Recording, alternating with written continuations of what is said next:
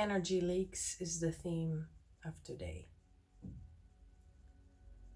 The way that I perceive energy leaks is, well, first of all, this is part of my personal journey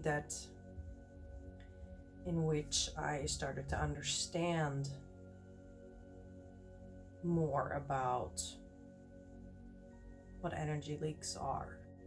And I had to start understanding that in my process of dealing with chronic fatigue and related to healing trauma from sexual violence. So in my experience, looking back, the energy leak already started in the moment, in my case, that the sexual trauma had occurred. So what does that mean? So okay, here we have a physical body and we are an energy system. You may have heard about chakras. So let's take the 7 chakra system, which is chakra is an energy center. So let's take the 7 chakra system and imagine that you have parts of the body are correlating with different chakras. So your first chakra is basically your pelvic floor.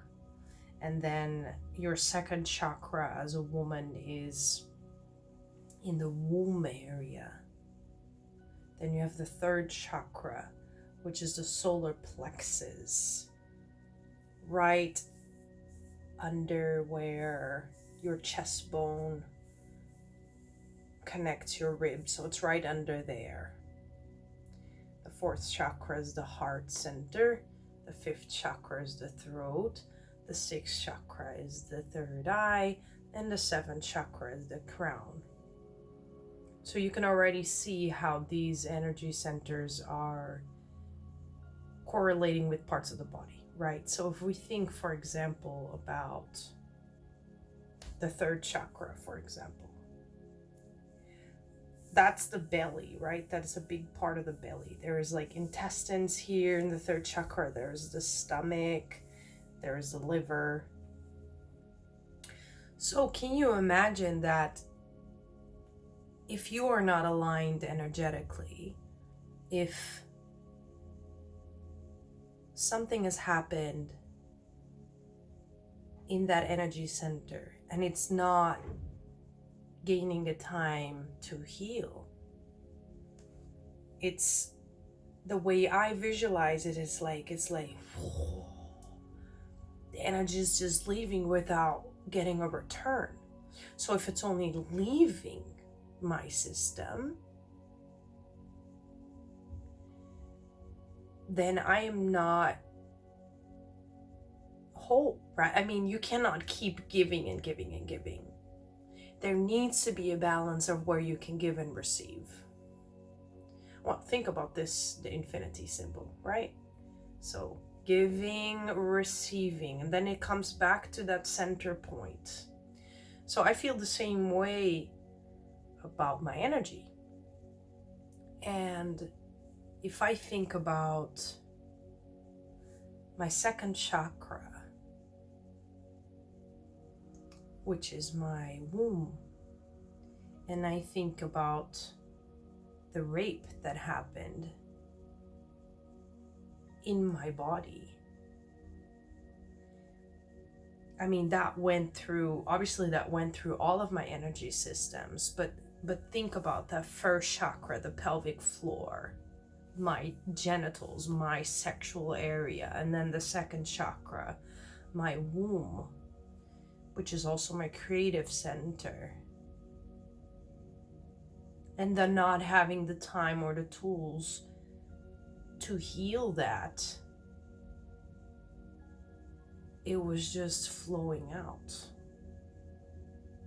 So, since the energy centers are related to physical parts of the body, you can imagine that if there's constantly energy leaking out from that particular center, it is going to affect your physical body. So in the second one, in the womb, some women develop endometriosis because of sexual abuse. So when the physical shows symptoms, it is very relatable to, okay, what is happening then in my energy body, or what has happened in my energy body that then created this physical effect.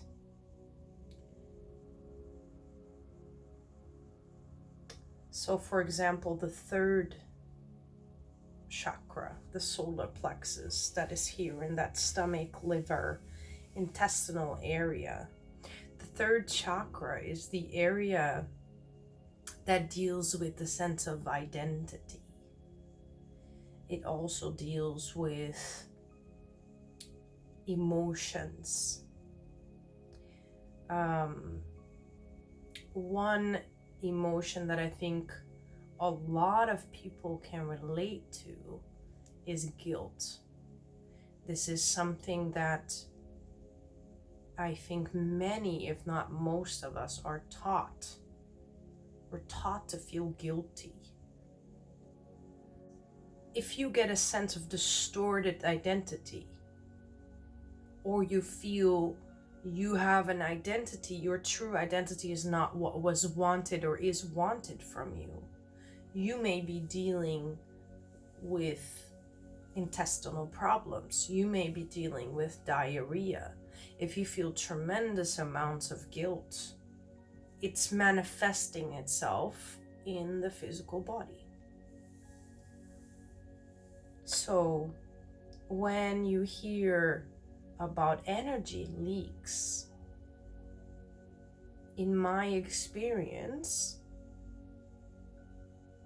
it is basically that. So if I want to not have physical symptoms that are uncomfortable, very often it's related to an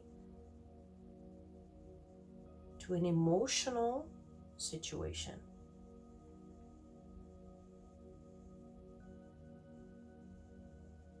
So if I focus myself more on the emotional situation, which is very often the cause of our physical discomfort, that comes later because we're not dealing with the emotional part. If we do deal with the emotional part, it is possible that the physical part also becomes taken care of.